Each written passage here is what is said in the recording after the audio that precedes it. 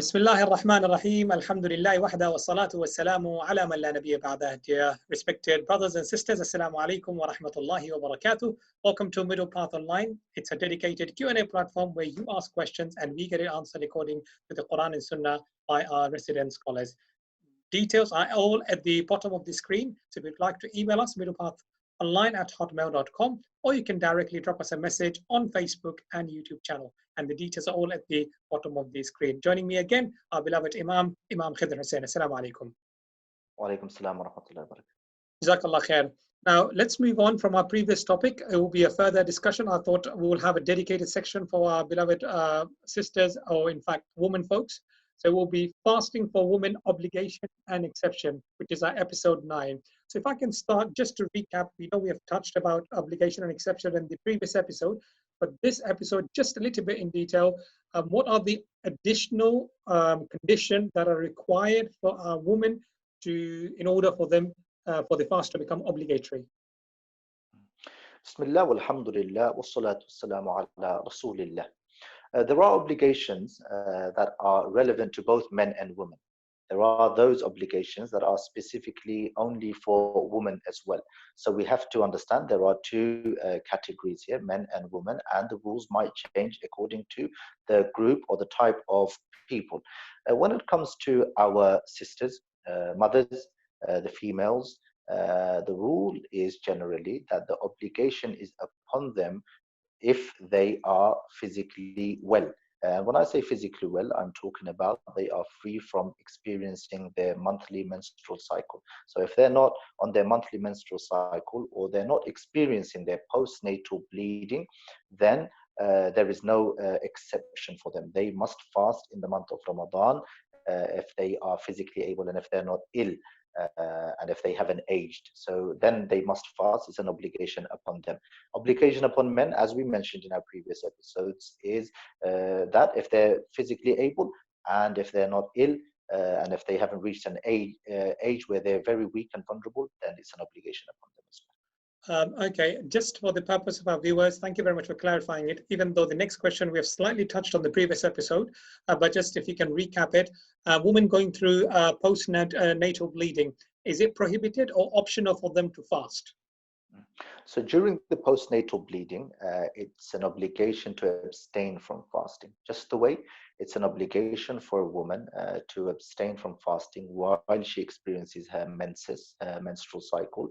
It's an obligation to not avoid fasting, rather abstain from fasting. Likewise, nifas is the postnatal period, 40 days. That is the period that a woman would abstain from fasting. Thank you very much. It's clear.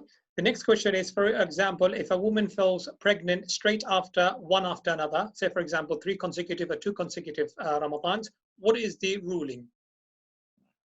The general rule is that if a woman who was pregnant and then she gave birth, after giving birth to her child, then after a short period of time, after especially the postnatal period, and a month or so, or even a bit more in terms of the time, the mudda, after some relaxation, so physically she becomes more stronger, then she's supposed to make it up.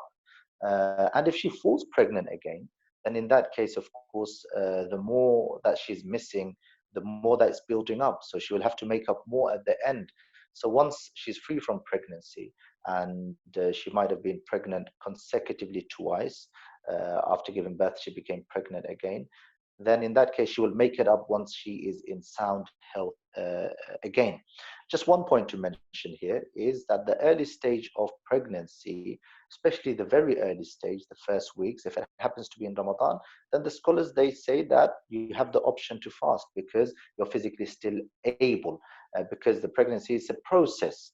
And the formation of the baby takes place after a certain period of time. So in the early stages, if you can fast, then you can. But if you fear for your life, you feel very weak. And we must remember different people experience different types of hardship during pregnancy. Some women, they cope very well, and some women very during the very early stage they find it very difficult. So depending on the situation, if you find it difficult, then remember that option is given to you not to fast. And if you think you can fast without causing harm to yourself and your baby, I'm talking about the early stage anyway, the baby hasn't properly formed, then you can fast as well. So remember that very important point there. Thank you very much for clarifying. And just a bit of suggestion there. Obviously, Sheikh has mentioned from a fiqh perspective. However, we all have individual cases to refer to. So please consult your medical practitioners, a qualified doctor, just to make sure that there is no harm for you and for the baby, inshallah. Moving on, Sheikh, to the next question. What if the monthly cycle ends just before Fajr in Ramadan? What is the ruling or the hukum on fasting? Mm. So if a woman who's experiencing her menstrual cycle up until the last day of Sha'ban, so the date of Ramadan has been confirmed. So up until the last day of Sha'ban, if the Sha'ban consists of 30 days, and for example, this year Ramadan began for us on a Friday, and many people they started on a Saturday. But for those of us who started on Friday, as an example, Thursday, if a woman her menses stopped just before the time period of Fajr. So before Fajr begins, of course, we would have suhoor then, preparing for Ramadan. If you are clean, pure now, in a state of purity rather, then your fast from that moment will begin and you have to intend for that fast. However, it is very important that we are sure, certain that I have been cleared of my menses. How do I understand that? Or how do I discover that? Through two things. Number one is that I will have to check the bleeding itself. If it has become very light in color, the odor is there's no bad odor anymore, and it's light, it's runny substance, and it's light in color. Red is no longer your menses anymore. It is known as istihada, and that is non-menses bleeding. So now you for sure certain that you can fast now. However, if the blood is still thick and there is a smell and it's dark red, then you have to understand it's still your menses and you don't fast. So you yourself will have to discover that through checking. In addition to that, try and count your days, and you would know every month you have 7 days or you have 8 days or 9 days. So try and see the similarity. However, we must remember not every month it is 7 days. Sometimes it can be 8, 9, and it can go up to, as the scholars say, 14 days. That's the maximum period. So you will have to check the blood itself and then identify all of those things I've said, and then it will either fall into either category. Jazakallah khair. And what if if a woman have started fasting and in the middle during the day, say for example, either it could be middle of the day or could be straight after Fajr, notices that her monthly cycle starts. Should she continue her fast or should she break it?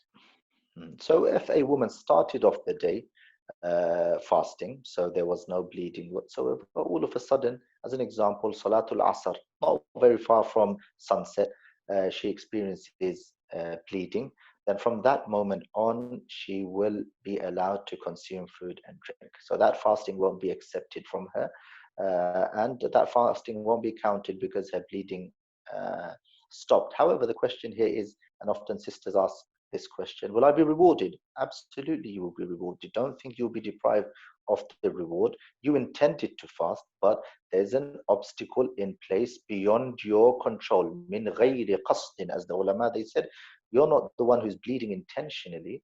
It is something that is natural. It is in your fitra, so it's beyond your control. But you will be rewarded for the whole fast. And when you make up the fast again, you're getting double reward. So don't become hopeless, or don't become disheartened rather. Jazakallah khair. Just a technical question there. What if it would be just a couple of seconds or at least a minute before iftar? Does she still have to make up that fast or is that accepted? She will still have to make up that fast. It is the same as a person who drinks a sip of water.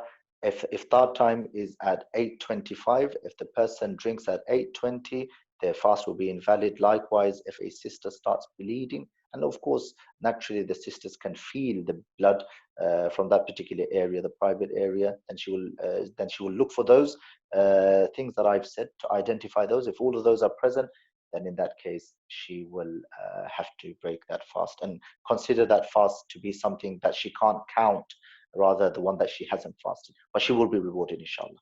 Inshallah. Now, another question I would like to go back to the previous questions. In fact, when we talked about if a sister or a woman is constantly or consecutively falling pregnant, say, for example, first year, second year, third year, all happens to be in Ramadan. Now, if for some reason the fasting was not made up and it looks like it's building up, so from 1 month to 2 months to 3 months to 3 years, or so on, is it okay if they just pay the fidya or they still have to keep Mm. those fast? The qada is important. So you only pay fidya is when you're not physically able. So after being pregnant 3 times consecutively, a woman can become very, very weak.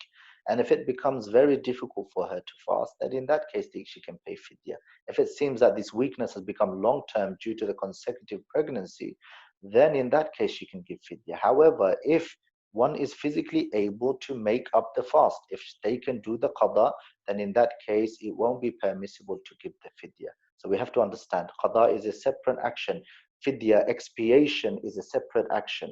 So the expiation fidya is only given when you are totally not physically able on a long-term basis.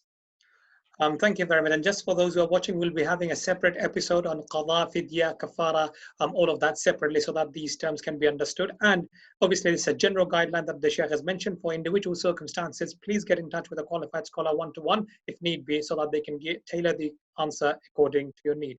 Now, Sheikh, moving on, one of the most common question I'm sure we receive on a regular basis, especially in the month of Ramadan, is can women take pills to delay or stop the monthly cycle, at least in Ramadan? It's just many of women feel that they might be deprived the benefit or reward of the Ramadan. So that's why they would like to go and take the necessary steps of taking pills. Is that allowed? Um, from a Shari'i perspective, I want to mention that look, the menses itself, it's something that is natural. It's not a punishment for the woman. It's rather the decree of Allah. As the Messenger ﷺ, he mentions in his hadith, it's a decree from Allah because many women become disheartened, especially during this spiritual, beautiful period of Ramadan. While others are fasting and you can't fast, you often tend to become disheartened because that spiritual feeling is not there. There's the absence of your spiritual feeling. So we must understand this is the decree of Allah first and foremost. And this is a physical cleansing for you. So there is the benefit in it. So we must ensure that we don't become disheartened during this period and we continue to worship Allah in different ways during this period.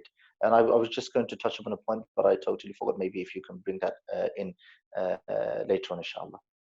No problem. Jazakallah khair for clarifying that. Now, another important question that is, now, is there any difference of opinion? Because we hear sometimes some people say we can't do that because that's delaying the process and there's a natural process. Okay. And those also, there is another thing that without seeking proper medical advice. What would you say on that? Jazakallah khair. Thank you for pointing that out. I think it's more relevant to my first part is the pill itself, and I forgot to mention that the pill itself should be avoided. And the reason I say should be avoided is because it's a natural process. This is from Allah. Allah has decreed it for you, and it's something that Allah has decreed. Why are you trying to reverse that? Okay, it's the decision of Allah, and we shouldn't take these pills. And even the medical experts, they recommend that these pills are not always the best option forward.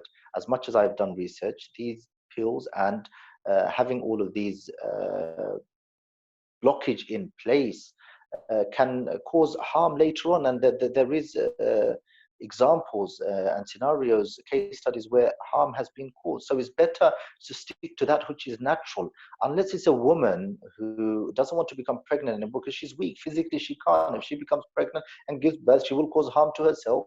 Then, of course, you can have all of those things in place to protect you from becoming pregnant. And there is no harm with that. So the scholars are of the opinion that no, in Ramadan, if it happens that you're pregnant, then please do make them up afterwards and do not go for the pill option. However, in Umrah, there is another ruling that maybe we can speak about on another occasion. Jazakallah khair for clarifying. And again, just a word of disclaimer there. If it's related to any medical advice or issues, please consult a doctor before seeking or before taking any steps. Sheikh, moving on. Sometimes some women we hear say, would the reward be the same after the Ramadan for the compensation if they have to make it up?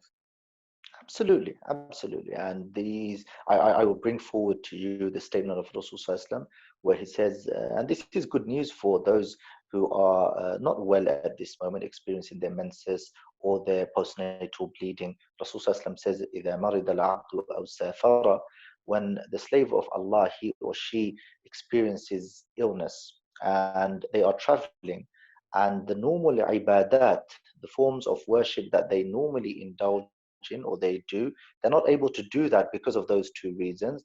كُتِبَ لَهُ مَا كَانَ يَعْمَلُ صَحِيحًا مُقِيمًا, they will be given the same reward for those actions that they used to do while they was healthy and they weren't traveling when they was a muqim.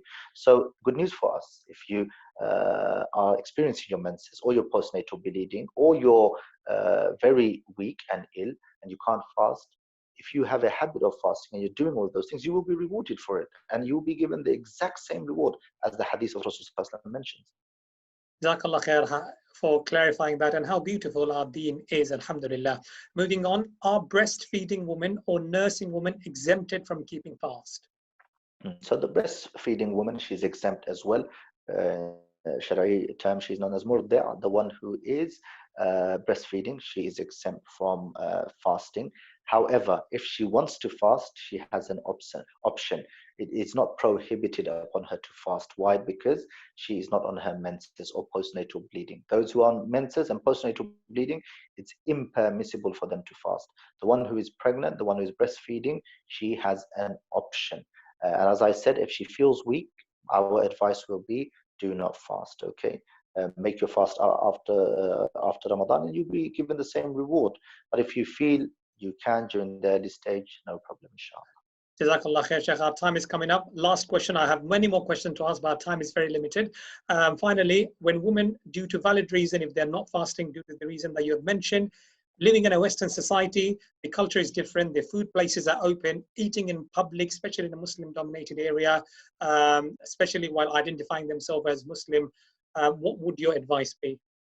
From the etiquettes of those who are not fasting in the month of Ramadan, is that we don't eat even though we have been given the permission to eat. If we're ill, or for those sisters who are experiencing their menses, they are allowed to eat, those groups of people. However, from the etiquettes of Ramadan is that we don't eat in the presence of those who are not fasting. One point I want to mention is that those who are consuming food, especially our sisters during Ramadan, we should not be judgmental.